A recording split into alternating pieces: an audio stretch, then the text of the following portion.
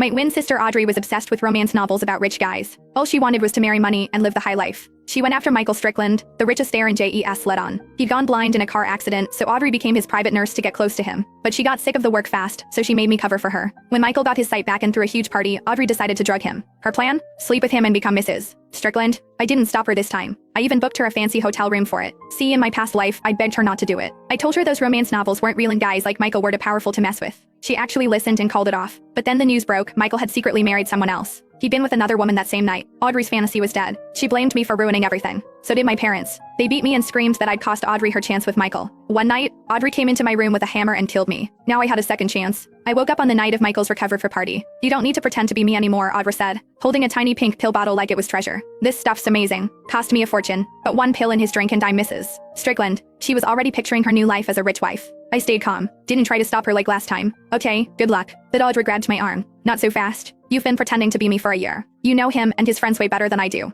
You're sticking around till I seal the deal. She threw me sunglasses and a mask. Cover up. If anyone finds out the truth, you're dead. Got it? After a year as Michael's caretaker, I knew the truth. He wasn't some clueless rich kid. He was sharp and ruthless. Audrey thought she could outsmart him. She was walking into her own grave. She strutted over with the spiked wine. Michael drank it, and within minutes his face was red, his body swaying. Audrey rushed to help him upstairs. I slipped her a hotel keycard. Room 800. Her eyes lit up. Maybe you're not totally useless. Once I'm Mrs. Strickland, I'll get you a job with a driver or bodyguard. Set you up for life. Guide the door. Don't let anyone interrupt. If this fails, Mom and Dad will destroy you. I followed upstairs but stood across the hall instead. Minutes later, thud. The door flew open and Michael stumbled out. Michael was breathing hard, his face twisted with rage. He looked ready to explode. Audrey was out cold on the floor with a bloody gash on her head. I knew it. No way she could pull this off. She got off easy with just a beating. When Michael sobered up, she might not survive. I turned to leave when someone grabbed my wrist. Michael yanked me into the next room. I still had my mask on. My eyes met his, wide with fear. The dim lights threw shadows on the walls. He pinned me against one, his voice rough. Your scent. Your body. I know you, don't I? I froze. We'd spent a year together. If I spoke, he'd recognize me instantly. I couldn't let anything happen between us. I'd end up just like Audrey. I tried to break free, but even drugged, he was way stronger. I opened my mouth to scream when he leaned in close. Your eyes. They're beautiful. I thought he'd recognize me. Then he ripped off my mask and kissed me. Panic shot through me.